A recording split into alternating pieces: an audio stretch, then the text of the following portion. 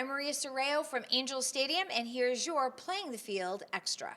We are here with Deidre Pujols, who's involved in so many great things for just about everybody. And I know you have an event coming up here at Angel Stadium with Strike Out Slavery. First of all, tell us about the group and what you're doing.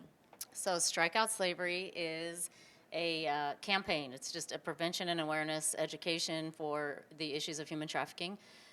Strike Out Slavery is an alliance of organizations. There's 13 of us total right now that cover our national platform. They are organizations, ministries, government entities like Human Trafficking Task Force, and the community. This is an event that basically is trying to bring awareness and education into the stadium, these big sports venues. And this will be our third event for the season. And we did one with the Mets. We've finished one not long ago with the Royals, and then on September 14th, we'll do one here in Anaheim. How did you get involved in this to begin with?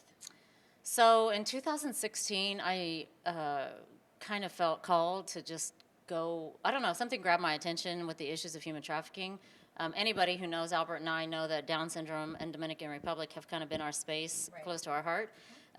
But I studied globally and domestically the issues of human trafficking with people on the ground and what kind of efforts were being made, who was this affecting, all types of things.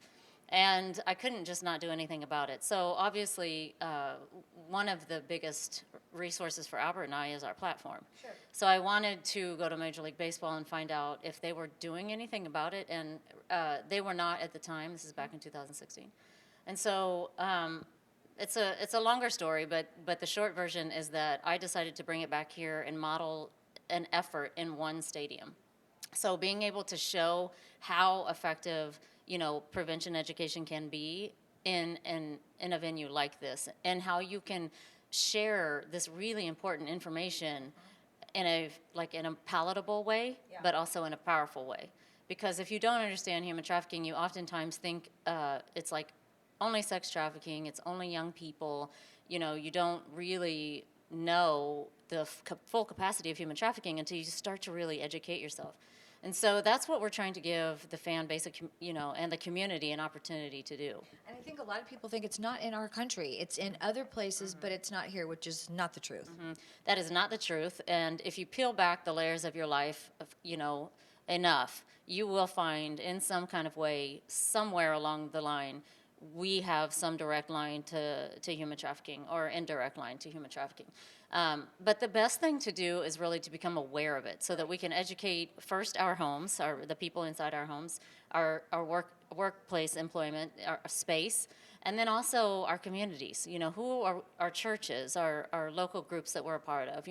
Just getting people aware of the issue. It's not just sex trafficking. There's labor trafficking, organ trafficking, immigrant trafficking, which I was just at the border last week with the Border Patrol and learned a whole nother set of issues that our country is facing. And so I think that this is the time now we need to be using these baseball stadiums to talk about this issue. What do you learn when you go to the border? What exactly did you see when you were there? Well, I got a full tour of all of the capacities that our Border Patrol face when it comes directly to the immigration between Mexico and America.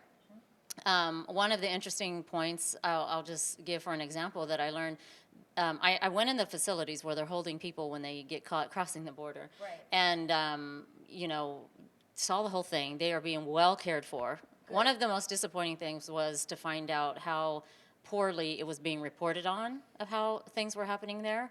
But from my own eyes and what I saw, there is just nothing like what I've heard reported. They're very well taken care of, and the concern for family and children is up front and center. One of the interesting stories I heard was about, like, for instance, they caught a baby, like some small age child, for the third time being rented or leased to an adult to come in as like a family unit, because there's just greater capacity to get into the United States as a family. And so just learning things like that where, you kind of feel like it's something that somebody wrote in a movie, but to know that it's really happening just compels me more to want to learn more. And what can we do about it? I feel like we need to know information so that there's were prompted to, respond.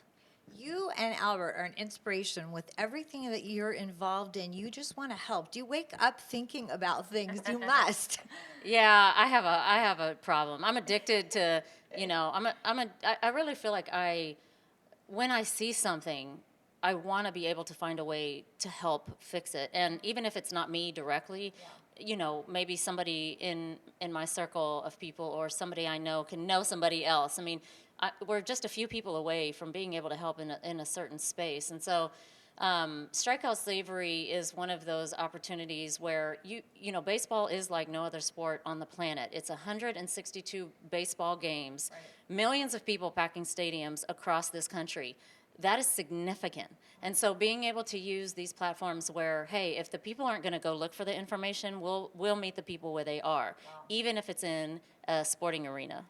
What was the response? You said you were with the Mets and Kansas City. Tell us the response from those meetings. Yeah. So, let me just say, the actual Strikeout Slavery Day consists of a family festival that opens when the gates open 2 hours before, and then there's the baseball game, and then we have a concert afterwards. And it's really interesting because I like to use everything we can to draw people in. So, for instance, if you're a Lauryn Hill fan, maybe you don't like baseball or know about human trafficking, but you're going to come because of her. If you love baseball, you're going to come anyway because it's the game. And then, of course, just getting everybody involved. I want to find different ways to draw people in. And so, of course, if you're with the human trafficking world, don't know really baseball or Lauryn Hill, you're going to get it all in that particular day. And so the Mets and the Royals went off really well. The people enjoyed all of the different avenues. There's survivors and their kind of voices behind this whole thing because we really want to keep the survivor movement going, give them platforms that they wouldn't have otherwise. Right.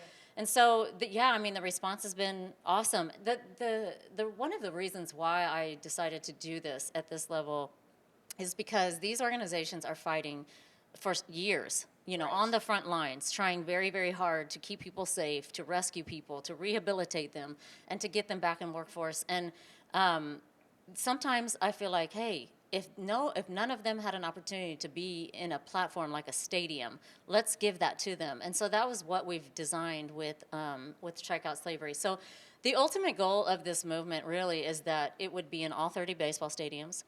Each stadium city would have its own alliance of organizations, law enforcement, ministries that would come together and really help do their own model of educating our fan base.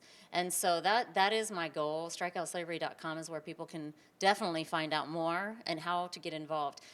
One last important component, I guess, to note is that people often hear about this issue of human trafficking and they don't like it, but they don't know how to get connected to it. Right. If I'm in the suburbs with my family and I have an office job and there's nothing about me that reaches this, in a daily basis, what can I do? How can I be involved? So being able to go to StrikeOutSlavery.com and see all of these organizations, including their local organizations, will hopefully help filter or answer that question for them. They will find a foundation, an organization, or a ministry of some sorts where they can plug themselves into, whether it's volunteering, donating their funds, giving their time, or something about their gifts and talents. But I just say to do nothing just means that people are staying part of the problem because, I just don't feel like complacency is an option for this issue. Really for anything. So it's September 14th. September 14th. Come before the game, 2 hours before the game. The gates open. Learn about everything Strike Out Slavery. Talk to you and all the other people that will be supporting. Yeah, I will be there, so they'll be good. able to find me there. Okay. All of the organizations are there, and we have a fantastic experience for fans the way that they can come and really encounter and engage with all of these organizations. So please join us on Saturday, September the 14th, right here at Angel Stadium, where you can learn more about Strike Out Slavery and find out how you can help. And remember, their website is strikeoutslavery.com.